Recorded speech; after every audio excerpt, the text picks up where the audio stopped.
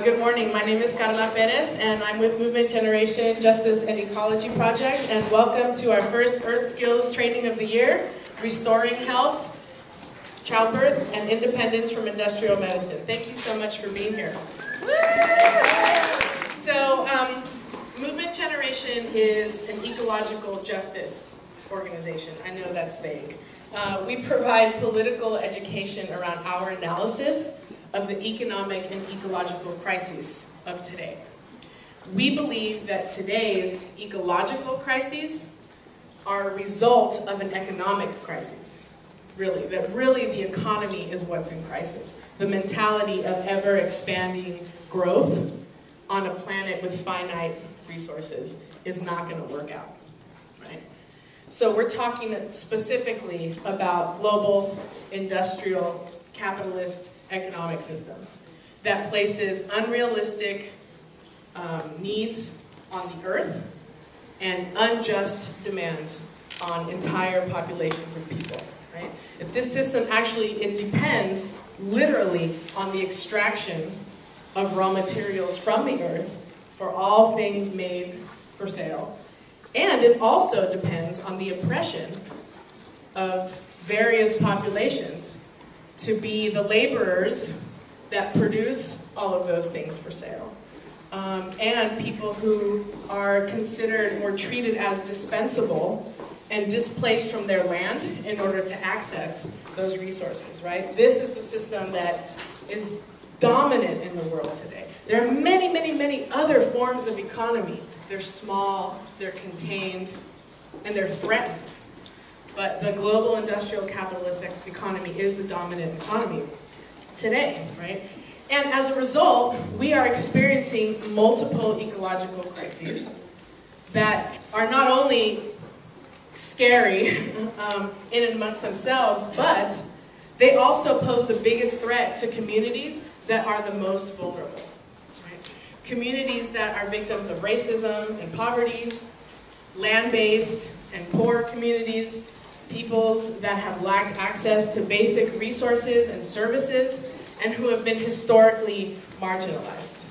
These are the people that are already being affected first and worst by things like water shortages, energy shortages, food shortages, destruction that's caused by extreme weather events, right? Or dangerous and toxic industrial accidents.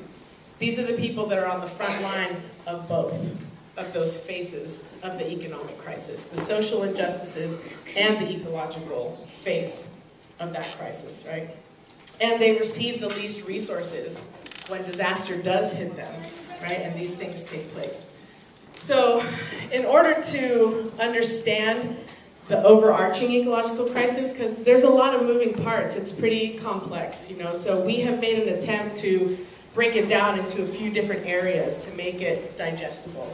You know, so we talk about a water crisis or a freshwater crisis, a crisis of energy and climate, a crisis of food and agriculture, a crisis of cultural and biological diversity, and a crisis of human displacement. There are different ways that we've cut that in the past. If you're going, wait a minute, that's not how you said it before. It's always evolving, right? But just to give you a sense of the scale and scope of what we're talking about, when we look at water, for example, we say, do most people know that Lake Mead, which sits in Nevada, which is the largest freshwater reservoir in the United States that provides all of Southern California's water, Las Vegas, Phoenix, and most Nevada cities, is projected to be dry in 9 years. That's not common knowledge. Or that it's been projected that there'll be no edible fish left in the ocean by 2050. And that was actually predicted before the BP oil spill occurred. So how does that affect those numbers? In climate and energy, meteorologists are predicting that by 2060, we'll have a 4-degree increase in the planet's overall temperature. That would lead to a sea level rise of 55 inches. That's almost as tall as I am. What does that mean for coastal communities, for the flats? Food and agriculture. In California, we're one of the breadbaskets, the Central Valley, the San Joaquin Valley, of not only this region, but, for a large part of the United States. California's agricultural systems are on a slippery slope. They're on a decline to collapse due to decades of overusing chemical inputs and monocrop agriculture practices. What does that mean for food security? Again, for the people who are already most vulnerable. Cultural and biological diversity. We're standing right now to lose 90% of our living languages in the next generation. That would be going from 6,000 to 600 languages in what's a generation these days? 15 years, right? Most of those languages, almost all of those languages, are indigenous languages, okay, which make up the vast majority of linguistic diversity on the planet. And in those languages are contained entire forms of thought, entire worldviews, entire ecological understanding of how to relate to ourselves, how to relate to the earth, a whole different model than this model that's gotten us to where we are right now, right? So more than ever, we need that, and we're losing it rapidly. We also stand to lose half of the animals and plant species by 2100, year 2100, 90 years. We're going to have, some of us will have grandchildren at that time. What does that mean for them? Okay, so this is really difficult information to sit with. It's not meant to depress anybody, but it is meant to convey the severity of the crisis that we're in and hopefully inspire us, right? Inspire us to do this work. So what we envision at Movement Generation as the solution to this, how do we find our way out of this mess, is ultimately to transition out of global industrial capitalist economic system. Sound like a good idea? Yes. Okay. And one of the most helpful ways we think that we can support that happening is by supporting communities and understanding that this economic system is the root cause of both all of the social injustices that we are organized to fight against and all of the ecological crises that, eventually is going to take everyone out. But again, are threatening vulnerable communities first and worst. We want people to understand what's at stake as the ecological crisis gets worse. So one of the tools that we use to talk about this is our R's. We like R's at Movement Generation. So this is our little theory of change here. We've packaged it up in what we call the 4 R's. Resistance, resilience, restoration, and reimagining, right? And resistance is about always, always, always maintaining that struggle for a balance of power, right? Acknowledging that actually destruction to the earth and to other people begins with taking away people's right to self-determine, to self-manage their resources, including their own labor, right? So when we were managing our own labor, when we were managing our own area of land around us, you take care of the bed that you sleep in, right? When you're all of a sudden removed from that, and you're disconnected from all of those things, and somebody else that's far away is making decisions about all of that for you, then you lose the ability to make sure that things like people's health and happiness are taken into account, right? So we have to continue to fight for people's right to control their water, to control their land, to control their labor, to control their communities in an urban context as well. Resilience.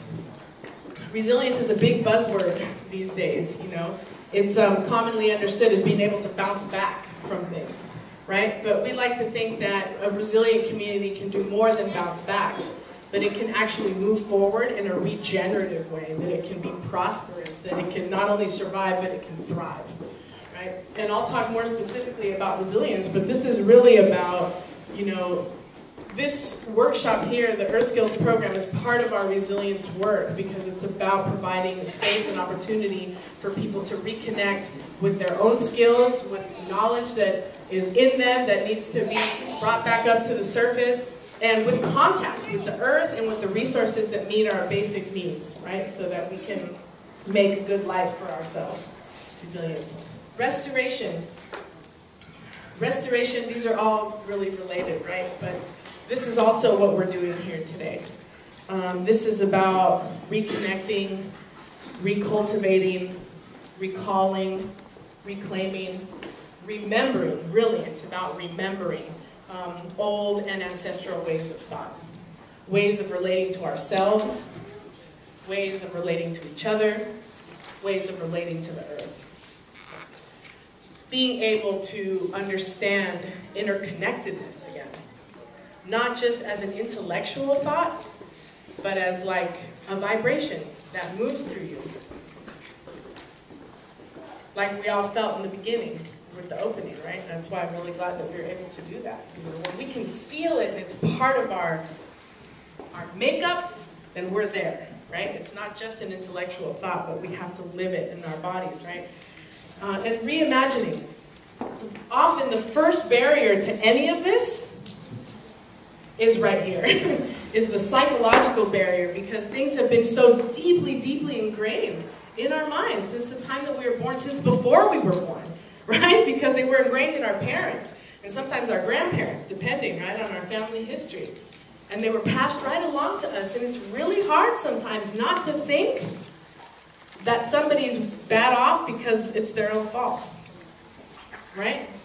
To always think in terms of competition. They didn't make it. When actually that's a value set. It's actually a different value to say, if you get there, you deserved it because you were strong enough, than to say, everybody deserves to get there. How are we going to help everyone make it? Right? That's a whole different, right? And so we need to reimagine what our world can look like, reimagine ourselves and our minds, our communities, our work, the way that we do our work, right?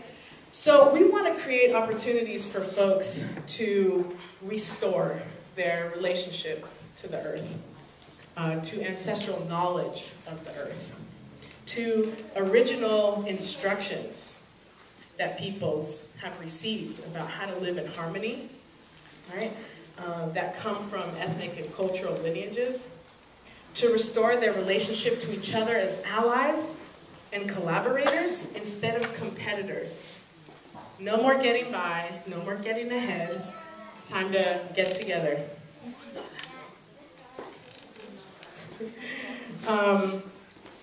You know, and to restore our relationship to our own work, right? So that we can work for our own benefit again. That we can grow food that's going to feed our family, not get shipped off and, you know, people got to pay a lot of money for it and it's going to feed somebody else, or make products that you'll never be able to use yourself, right? But to restore a relationship to our own work. Especially when that allows people to meet their own fundamental needs. Right? And we want to restore things that have been stolen from the earth and from people to be put in the chain of the market back into the web of life where they belong in the first place. Right? That's what we want to do. Taking control of our relationships to the elements and to the knowledge that allows us to meet our essential needs is perhaps the biggest act of resistance that we can take, because it weakens our dependence on the system and it weakens the system's control over us. Yeah? So this is what we hope that our Earth Skills program can do for us and for our allies. To provide a space and time to remember, to relearn the skills that make it possible for us to meet our own needs, right? Our basic fundamental needs: water, food, energy, shelter, community, and organization or governance. Right? These are things that we can't do without. And in the process, we're creating social systems that are collaborative and cooperative, not competitive. And this is what's going to sustain us over the long haul. Because when a government entity and their friends are not there to help us, then we won't need their help. We'll know how to organize ourselves. We'll know our neighbors. Okay? We won't be just stuck on Facebook. We'll know who lives next door, right? Who lives next door, who knows CPR, who's got a generator, who can build something, who's got the herbal medicine cabinet, you know, who's the midwife, who's, right? We need to know that again so that we can be there for each other. 80% of rescues in an emergency happen by neighbors, not by anyone that you can look up on your social network on the internet. Sorry, you can tell my bias, right?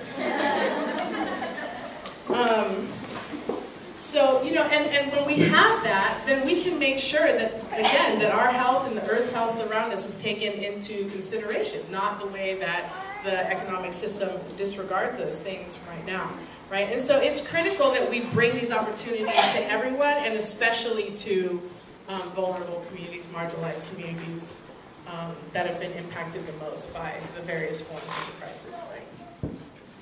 So also, in the spirit then of being truly revolutionary in our approach to health and healing and childbirth, we bring you this inspiring event today. That's how this fits into Movement Generations Resilience Program. Right? Again, this resilience and restoration is not just about collecting a couple 100 gallons of rainwater or eating vegetables out of a garden that you work in, or collecting honey from a beehive in your yard or your neighbor's yard, or even dealing with an illness, successfully treating an illness with an herbal remedy. It's not just about that, right? It's about practicing, cultivating the practice of understanding those things and managing them for ourselves, right? It is about the opportunity to take our lives into our own hands again. Because we know that we can trust ourselves to take care of us in a way that the government and the corporate world is not going to take care of us. Right? And so we have to practice how to do that, because for a long time we've been depending on everybody else to take care of it for us. By choice or by force. But most of us have. Right? And right now, look what's going on right now with the government's assault on women and our access to birth control and female health services, right? It's unbelievable the way that these debates have been taking place among government officials, even without female government officials involved in the conversation. It's just absolutely absurd. And somehow it's acceptable enough to people because of this part right here. Because of the, right? It's acceptable enough that there's not an outright, you know, like outrage in the street that this is happening right now. Because it's too normal for us. It's been normal that we don't have those rights, that they're going to do that, that that's where we fall in their line of priority, right? This is happening in other places in the world where it's been happening for a long time too, right? Like in Latin America, there are entire, just because I'm familiar with that history, there are entire communities in Latin America that are in hiding, still, that have been in hiding for decades, having their children in temescales, out in the bush, covered up in sweat lodges, right? Hiding their herbal medicinal workshops, or curanderos and curanderas that are doing work, you know, that have to do it all on the down low. Because, or even here in the U.S., people are being stopped for, you know, I know that there's misuse of them also, I want to acknowledge that, but, you know, legitimate ceremonial leaders have been assaulted and had their eagle feathers taken from them by the FBI, right? So, the fact that we're being assaulted by military and FBI for practicing ancestral forms of healing and childbirth tells us where we're at. You know, and when I think of this, I thought of a term the other day. It's like we hit peak justice for women's health and for health overall. This is about health care that men need as much as women too, right? But thinking about the childbirth and thinking about women's role, right? There was, as you know, many of you will recall, a massacre of women in Europe in the 1800s. Las brujas, the witches, right? Thousands and thousands of women were killed for being herbalists, for being midwives, for being healers. Some women were burned in front of their daughters, right? I mean, it was just, you know. And then there was a suffrage movement here in the United States, and then we won some of our rights back, right? We got to vote. Some of us get equal pay as men, right? We get to work in the workforce if we want to. But I feel like we hit peak justice there somewhere, and now we're like on the downslope again. That's what it feels like with this recent assault on women. And yet, recently, a call was heard. There has been a call by communities rooted in their indigenous spiritual prayer traditions, and many others, to ask for ways of old to come back to us, because we need it right now. Through keepers of traditional knowledge, keepers of ceremony, and where knowledge has been lost, we've been asking for those things to return through dreams, through meditations, right? And all of these healers and practitioners here today, and the panelists that you're going to hear, are proof that that call was heard and responded to. All the little babies that you see that look way wiser, you're like, what? You totally know what's going on, right? They're part of that. They're part of that answer, too, you know? And this is all, you know, it's part of a prophecy, a universal prophecy. In major cultures all around the world, it was prophesied that this would happen, that old, ancient ways of thought would come back, and ancient energy would come back right now to be with us, to help us, right? And so that those of us that can receive it can evolve in time and space with that. You know, not in a line, but in a spiral, right? Spiraling back for that wisdom and bringing it back to the center, you know, for here. And, you know, along with the more clinical settings for natural healings, I want to not forget the healing that takes place in ceremonial contexts, too. With medicine people and carriers of wisdom that only Great Spirit can give them the license to use, right? I could not tell you the number of people that I've known, that I've witnessed, that were told that they had a terminal illness or they were going to spend the rest of their lives with, you know, plagued with excruciating pain or some threatening illness, who were then healed, you know, by something that no doctor was able to explain, you know? And it's not something that can be tabled. It's not something you can even really talk about on a panel. It's just something that you can experience, you know. But I really, really want to include that in what we're talking about, and I want to thank all of those people who do that work. So, without further ado, I would like to get ready to introduce our panelists for today. Thank you.